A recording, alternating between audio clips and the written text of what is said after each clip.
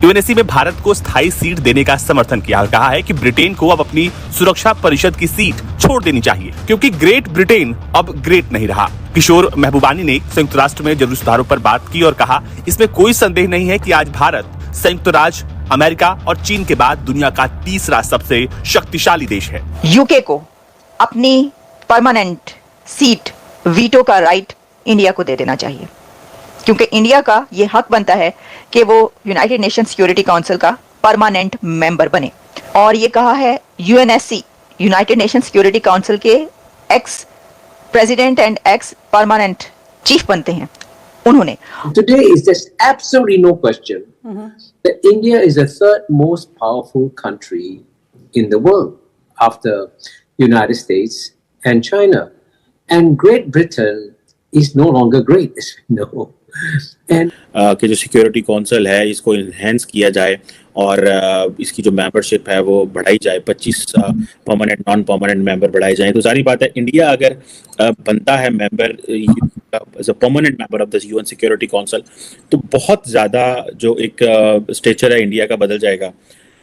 इससे पहले इंडिया को पाकिस्तान की जो खारजा पॉलिसी के जो ऑब्जेक्टिव्स हैं वो किस हद तक भारत का वहां पे बैठकर उसको कोई इसके इन्फ्लुएंस कर सकता है, लेकिन जो उसके मुस्तकिल मेंबर हैं जो वो चीज चाहते हैं उसके मुताबिक वो चलती है। लेकिन अगेन क्योंकि पाकिस्तान कोई उस तरह का परमानेंट मेंबर तो है नहीं, ना ताकतवर ममालिक है, तो जाहिर है कि ये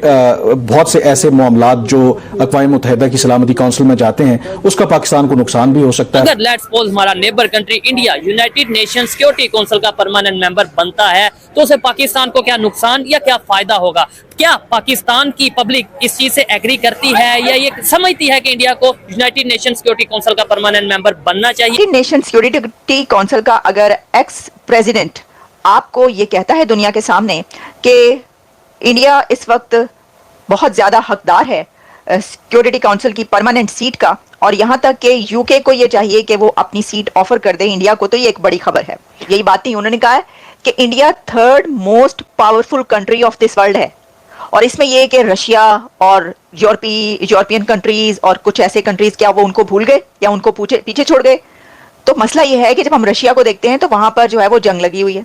तो ऐसा कंट्री जहां पर जंग लगी हो उसका वो स्टेटस नहीं रहता। दुनिया का कोई भी कंट्री वो जितना भी ताकतवर और पावरफुल होगा वो उसका स्टेटस कम हो जाएगा अगर वो जंगजदा है। जंगजदा इलाका कहा जाता है ना, रशिया और यूक्रेन के बीच इस वक्त जंग चल रही है, तो इसलिए जो है और फिर इस वक्त आप बाकी कंट्रीज को जब आप पीछे रख दें तो इंडिया वाकई 5th लार्जेस्ट इकोनॉमी है लेकिन 3rd बड़ी पावर है, 3rd most powerful country of this world ये कहा जा रहा है, ये कहा गया इसके अंदर। तो फिर ये भी स्टेटस चेंज हो गया, एक तरफ ये यूएनएसए की सीट के लिए कह रहे हैं, साथ ही वो इसको ऐसे भी कह रहे हैं इंडिया को। तो देखिए जो यूनाइटेड नेशंस की सीट्स हैं उसमें 5 परमानेंट मेंबर्स होते हैं, उनको पास वीटो पावर होती है और जो वीटो पावर है वो किसी भी दुनिया के बड़ा कोई भी इशू जब यूनाइटेड नेशंस में यूएनएससी में पहुंचेगा तो उसके पर उनको हक हासिल होता है कि वो वीटो पावर यूज करें और अगर कोई रेजोल्यूशन पास हो रही है उसको नल एंड वॉइड कर दें। अगर कोई नल एंड वॉइड हो रही है उसके ऊपर किसी किस्म का कोई तनाज़ा है, कोई कॉन्फ्लिक्ट कुछ भी चल रहा है, तो उस कंट्री को जो कि परमानेंट मेंबर हैं 5 उनको ये राइट हासिल है कि वो अपना वीटो यूज करें और अपने मुताबिक जैसे वो समझते हैं वो करें। अच्छा, अब ये एक बहुत बड़ी ताकत है वीटो पावर होना और दुनिया की जो बड़ी पावरफुल कंट्रीज हैं, सुपर पावर्स हैं, उनके पास है, ये जानते हैं आप। तो उसके अंदर यूके को किस लिए कहा गया? सोचने की बात यह है कि बंदा ये पूछे कि भाई आपने यूके क्यों कहा? ठीक है ना, कि बाकी कंट्रीज भी वहां पर हैं, यूएस भी है वहां पर, जो है जितने भी कंट्रीज हैं, चाइना भी, आपने उनको क्यों नहीं कह दिया? तो इसके अंदर ये बात है कि जो यूके है उसने 30 इयर्स में अपना वीटो का हक इस्तेमाल ही नहीं किया। तो अगर कोई कंट्री वीटो पावर रखता है, परमानेंट मेंबर है, तो उसको कभी ना कभी तो अपना वीटो पावर कहीं ना कहीं यूज करना चाहिए ना। कोई वहां पे रेजोल्यूशन आती है उसमें आपने यस और नो करना है तो आपको अपना वीटो पावर यूज करना चाहिए क्योंकि यही तो आपके पास ताकत है। तो ये भी बात कही जा रही है कि ये तो नाकारा हो गया है। अच्छा, अब जो कंट्रीज वो यूज नहीं करते जैसे कि यूके है, यूनाइटेड किंगडम है, ये एक बहुत सॉलिड रीजन है। ये मैं ये समझती हूँ कि अगर कोई कंट्री ऐसा करे और 30 ईयर से उसने अपना वीटो पावर यूज नहीं किया तो ये सॉलिड रीजन है। वैसे अगर आप किसी को कहेंगे कि कोई छोटा कंट्री है या इंडिया, हम ये नहीं कह सकते कि जी वो हिंदू हैं इस वजह से उन्होंने सपोर्ट किया इंडिया को, या फिर वो क्योंकि पार्टीशन में जो है उससे पहले उनकी फैमिली वहां पर थी तो इस वजह से उनका कहीं ना कहीं से उस एरिया से, तो इसलिए उन्होंने इंडिया को सपोर्ट किया है। ये हम उस वक्त कह सकते थे या कोई कि अगर इंडिया की इस वक्त जो हैसियत है वो ना होती,